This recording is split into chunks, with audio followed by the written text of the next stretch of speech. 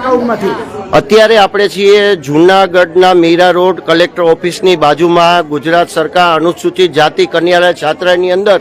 જ્યારે 24 કલાકથી અહીંની બહેનોએ કોઈ જમ્યું નથી, છતાં અહીં કોઈ તંત્ર અથવા કોઈ સંસ્થા તેને પૂછવા માટે નથી આવી. ત્યારે આપણે બેન પાસેથી પૂછીએ, બેન શું સમસ્યા? સમસ્યામાં તો અમે 24 કલાક થયા કોઈ ખાધું નથી. અમારી હોસ્ટેલમાં 230 ની સંખ્યા છે. અમે કોઈ 24 કલાક થયા ખાધું નથી, કોઈ પૂછ્યું પણ નથી. અનુસૂચિત જાતિના કેબિનેટ મંત્રી પણ આવ્યા હતા, એને અમને બધા સવાલો કર્યા, પણ કોઈ એને કીધું અમે રેન્ડમલી એકવાર આવશું, પણ તો હજી પણ કાંઈ આવ્યા નથી. અને અમને સંતોષ મળે એવો કાંઈ જવાબ એને આપ્યો નથી, અને અમને અમારા વોર્ડન ધમકાવે છે. હા બેન, બીજી શું સમસ્યા છે તમારી? ઘણી છોકરીઓને જમવાના લીધે ફૂડ પોઈઝનિંગ થયેલી છે, જેના રિપોર્ટ પણ અમારી પાસે છે. અને ગીઝરની સમસ્યા કેટલા સમયથી એ લોકોએ સોલ્વ નથી કરી.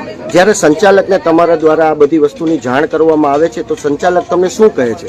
સંચાલક કહે છે કે થઈ જશે, તમે શાંતિ રાખો, થોડીક વાર શાંતિ જાળવો, પણ હજી સુધી સમસ્યાનો હલ કેમ નથી કરવામાં? તમારા જમવાની અંદર જ્યારે એટલા સમયથી આ ઈયરું નીકળે છે તો તમે મેસ જે બનાવવા માટે આવે છે તમે એને જાણ કરો છો, તો એના દ્વારા શું કહેવામાં આવે છે? એના દ્વારા એમ કહેવામાં આવે છે કે અમે કોન્ટ્રાક્ટરને જાણ કરશું, અને કોન્ટ્રાક્ટર આવી જ રીતના બે બદલવામાં આવ્યા છે.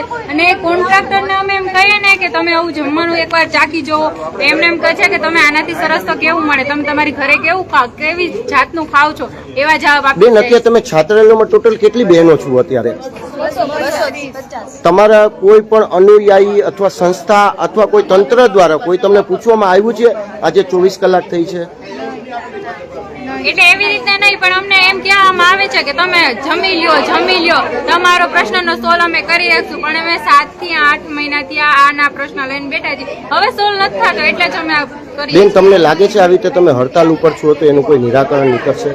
લાગતું તો નથી, પણ હવે જોઈએ કાલ સુધી, જ્યાં સુધી નહીં નિરાકરણ આવે ત્યાં સુધી અમે જમશું નહીં. કેટલો સમય થઈ ગયો છે બેન અત્યારે?